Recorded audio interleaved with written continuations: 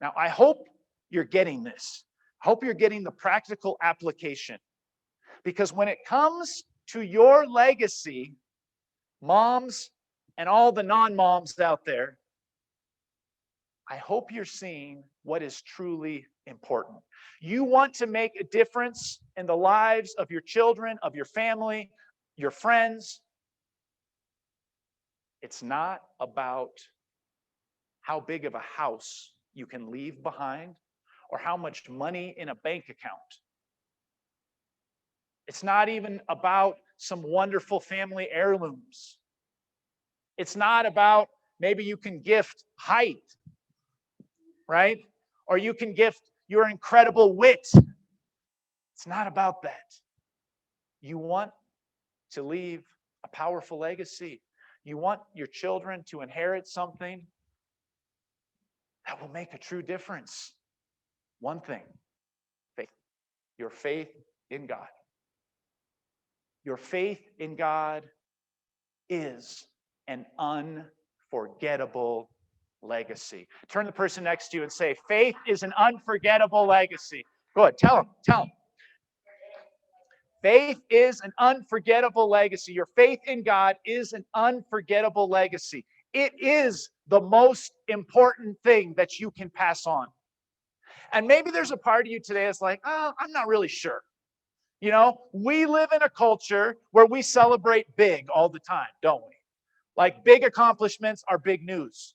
Small things don't seem to matter. And maybe you have the idea that faith in God, your simple faith, that's a small thing.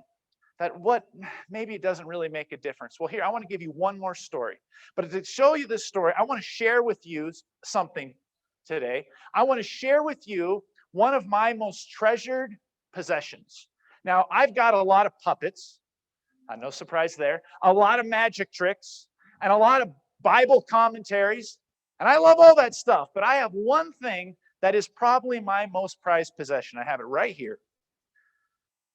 And it is just a simple cross with a little boy on the front. Got a picture of it up there as well.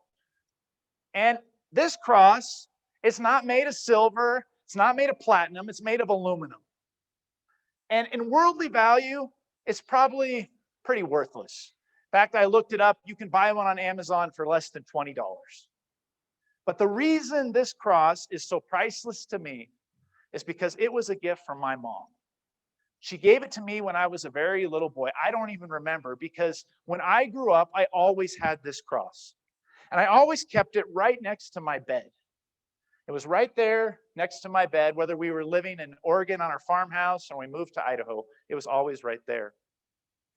And every night, ever since I can remember, I would always look at that cross before I went to bed. And when I saw that cross, I would think about my mom and her faith in God. I would look at that cross and I would remember how much my mom loved me and how much she loved Jesus. And through the years, that cross never left my bed. It was always right next to it, always right there.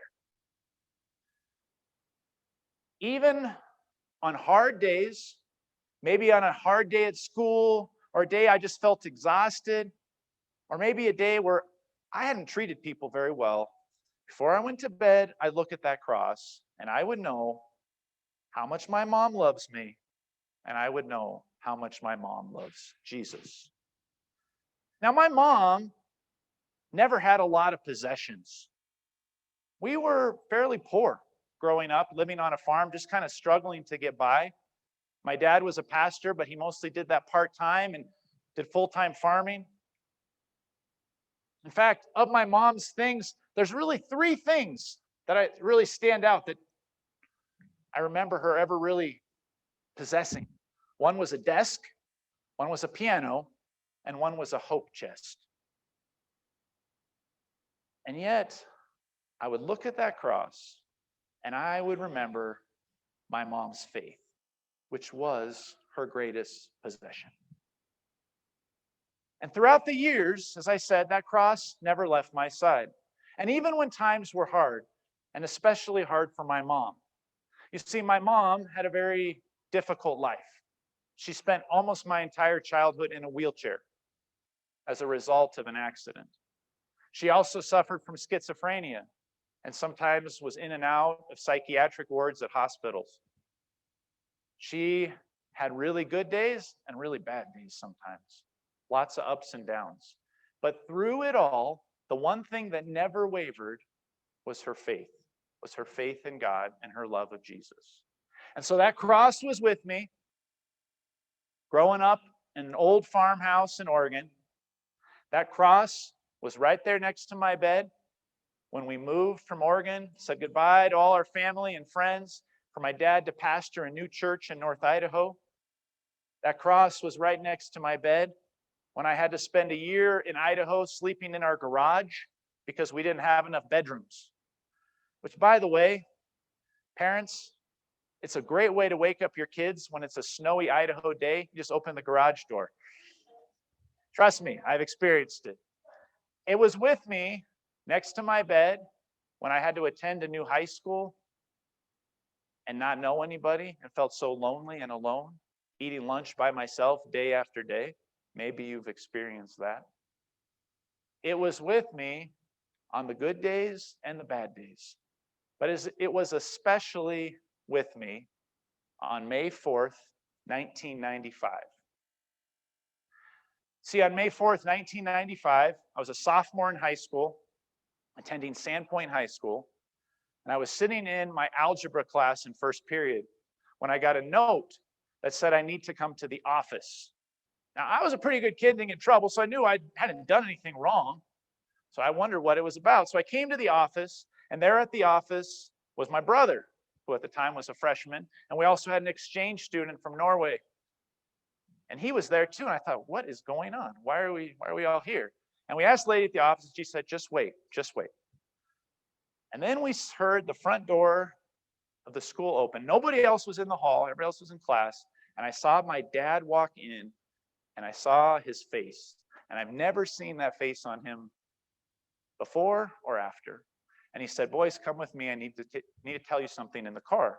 And we went to the car, and we sat down, and my dad looked at us, and he said, I just got a call from the hospital. And this was a very unexpected call. Your mom is dead. She died sometime this morning. Now, my mom had gone to the hospital to receive a new medication for schizophrenia. There was nothing physically wrong with her. She was 40 years old. And I was in shock. And I remember we went back to our house, which was close to the high school. And the first thing I did was I ran into my mom and dad's bedroom. And I ran into the closet where mom kept all the photos. And I grabbed the photo albums and I started pulling out photos of my mom. Why? Because I was worried that I would forget her. Because I knew I was never going to get to see her alive on this earth again. And I was worried I was going to forget her, to forget what she looked like, forget who she was. And so I grabbed all these photos and I took them to my room in the garage. And I took them in there and I just laid down on my bed and I just was sobbing. And if you've experienced loss, you know it's just so powerful. The grief is just overwhelming and the shock. And as I'm looking at the photos, just thinking, why? What do I see next to my bed? This little cross. I see that little cross. And in that moment, I did what I did every single night growing up, ever since that cross has been next to my bed. I went down on my knees and I became that little boy. At 16 years old in that garage in Idaho, I was that little boy and I did the only thing that I knew how to do. I prayed. I prayed. And I didn't pray, why God? I simply prayed, God, I need you. I need you. I need you. I need your help. And friends, I want to let you know that since May 4th, 1995, I haven't stopped. I haven't stopped praying that same prayer. God, I need you. My mom didn't have many possessions. She didn't have a lot of stuff to give, but she had one thing. She gave me her faith. She left a legacy of faith that got me through the hardest moment of my adolescence. She left a legacy of faith that has never made me question who she was or what she believed. She left that legacy of faith to that little boy with that cross next to his bed. So I share that with you today, not because my goal on Mother's Day is to bring sadness. Trust me, that is the last thing I want to do. But I want to let you know, especially you moms, your faith is so important. It is so pivotal. And it's your faith that leaves a legacy. And I'm living proof. The reason that I became a pastor, the reason that I'm so passionate about telling people about Jesus, the reason that I don't care if it's using a puppet or shouting or doing something crazy is because I get it, how important this is. It was so important to my mom. It's so important to me. Our faith in God is the greatest legacy we could leave. It is what we hope our kids will inherit. Because as much financial security as you can pass along, that's all great. But friends, in the end, that doesn't matter. What matters is this, our faith. And so today, whether you've got mom next to you today, or you've got plans to celebrate with mom, or you're just missing mom, I want to encourage all of us that we make our faith the legacy that we pass on.